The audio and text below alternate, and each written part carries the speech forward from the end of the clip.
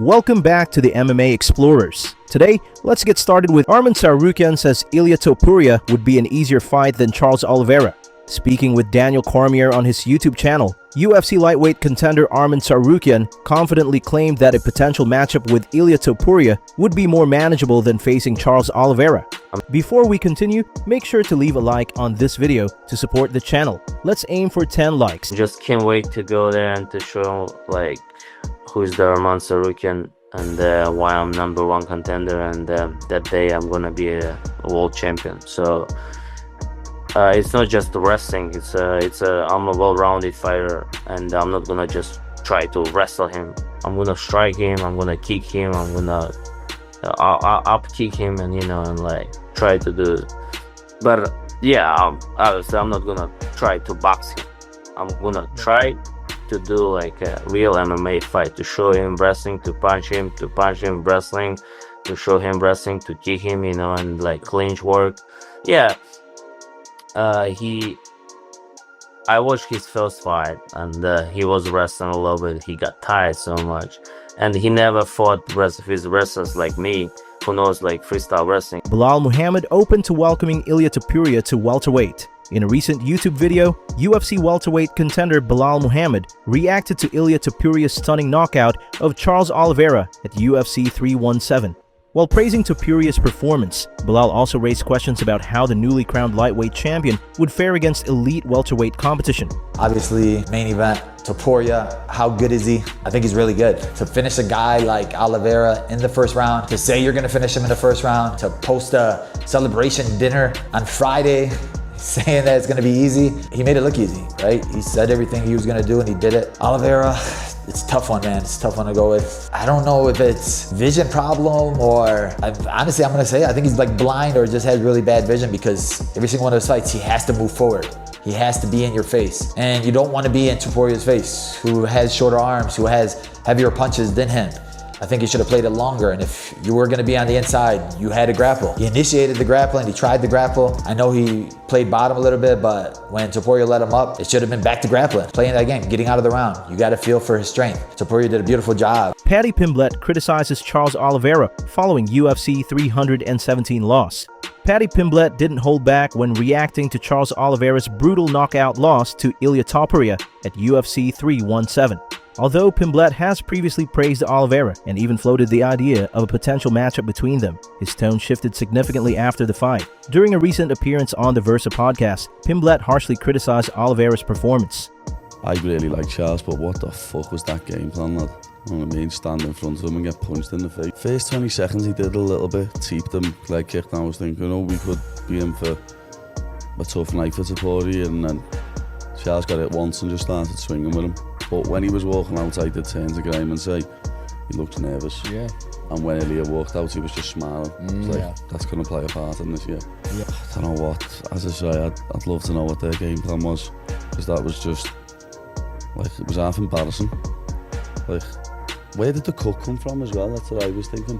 Oh yeah, I don't know. When Topuria ended up on top of him, I was like, oh, Oliveira's cut. Yeah. So obviously that would have been in his eye a little bit and easier to get it, but still, what are you doing just standing in the middle and swinging punches with him when he's a top class boxer and he's got power? It's just, it blew my mind how stupid he could be after, it was his 47th pro fight and he was going in there like an amateur. Colby Covington eyes legacy fight with Patty Pimble. While speaking with Matt and Even, Colby Covington revealed his interest in facing Patty Pimble, framing it as a legacy fight at this point in his career. Covington emphasized that he's now focused on high-profile, meaningful matchups rather than climbing rankings, and sees a bout with Pimble as a headline-worthy clash. You done in the UFC? No, I'm not done in the UFC. I still have some unfinished business, but I want big fights, high-level, first ballot Hall of Famer type fights, legacy fights. So if they're not able to do that, then I will transfer over. Against who would you want to fight next? I think the Patty Pimble fight's interesting. He's got a little bit of name right now, but only because he's got, English accent and a bull cut. Otherwise, the guy's just You want to fight him because he's smaller? It's an easy fight? No, he's actually bigger than me. He's a weight bully. Yeah, he cuts a lot of weight. But he's like a taller guy and stuff. He's like a taller guy, same height, a little bigger in girth. Merab Dvalishvili eyes fall return after dominant win over Sean O'Malley. Following his commanding victory over Sean O'Malley, UFC bantamweight champion Merab Dvalishvili is already looking ahead to his next title defense. During a recent appearance on the MMA Hour with Ariel Helwani, Dvalishvili expressed his eagerness to return to the octagon before the end of the year. He called for a fight either in Las Vegas this October or at Madison Square Garden in November, signaling his readiness to stay active as champion. So I'm happy that I am first time I'm this good position now. Yes. I can choose when I want to fight, but I want to fight as soon as possible. I heard they have an event here in Las Vegas, October 4th, I think, and I want to fight soon. You know, I don't want to wait too much. But what do you think? Maybe I ask you advice. Should I fight in Las Vegas here, or should I wait November MSG? It's just 1 month later. Yeah, I know. I don't want to wait. You know. You don't want to wait? Because I was going to say MSG. Okay, because I never fought there. You never fought there. Never. It's the world's most famous arena. Okay. And for you and your story that you came to New York to follow your dream, to be able to fight in the world's most famous arena, you could fight in. There's so many Vegas events. There's only one New York event every year. Okay.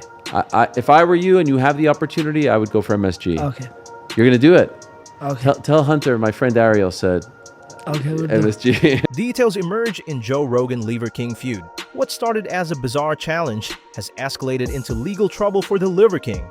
Last week, the controversial fitness influencer reportedly challenged Joe Rogan to a grappling match, then traveled to Austin, Texas, posting a series of threatening videos aimed at the UFC commentator. According to a criminal complaint obtained by MMA Fighting, it was a member of Rogan's security team who contacted police after noticing a pattern of escalating behavior in the videos.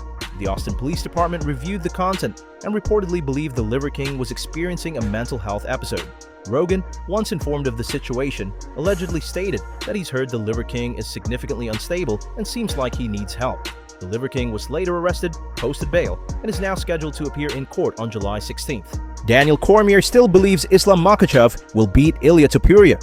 Following Ilia Topurya's stunning first-round knockout of Charles Olivera at UFC 317, former UFC champ Daniel Cormier shared his thoughts on his YouTube channel, and he didn't hold back on the praise. The kid's very impressive. He's only 28, already a double champ with just 9 UFC fights. He's the real deal, a real-life star. As long as he stays the course, I think he'll remain a dominant force at 155 for a long time. Despite the hype around Topuria, Cormier still believes Islam Makhachev would beat him, calling a potential matchup between them one of the toughest challenges for either fighter. I think Islam gets by him, but it wouldn't be easy. They're both next level, he added. Cormier also weighed in on the buzz around a potential Topuria versus Patty Pimble fight. That's a great fight, he said, but warned that Patty would need to lean on his size advantage and grappling if he wants any chance of winning. He's not the striker Charles Olivera is, and look what Ilia did to Charles. Cormier concluded by cautioning that Pimble would need a smarter game plan than Olivera, who struggled to take Topuria down and couldn't survive his striking.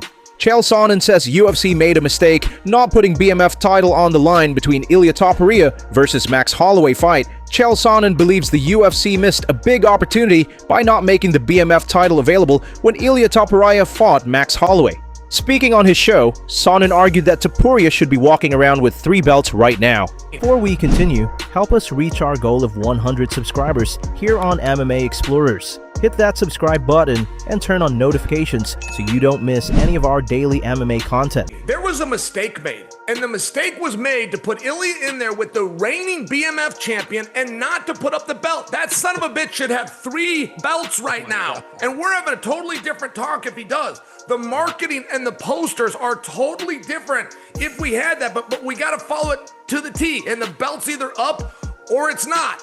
And I only share that as, yeah, this is absolutely unbelievable. He didn't just beat up 3 killers. I mean, but the way the story gets told about Max, everybody likes Max and respects Max, and we know how great he was. There's more to it. He was the reigning BMF champion. Ilia Topurya should have had 2 over his shoulder and 1 around the waist, and I really do think that was an error. I'm glad that error is not going to be made the next time Max fight. I'm glad they're making him put the belt up. If you got the belt, it's got to be on the line. Thanks for watching.